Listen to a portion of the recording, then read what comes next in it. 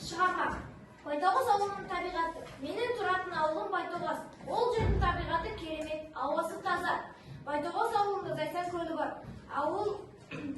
Ауыл жан тыныштығының отаны. Әрбір ауылда туған адам ауылының қандай керемет екенін түсінетіні сөзсіз.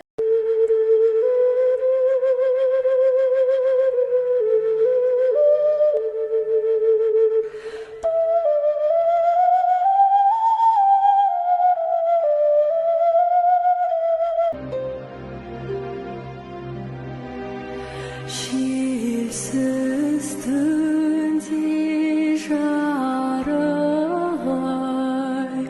сәулесі суда дірілдеп, ауылдың жаны терең сай тасығаны.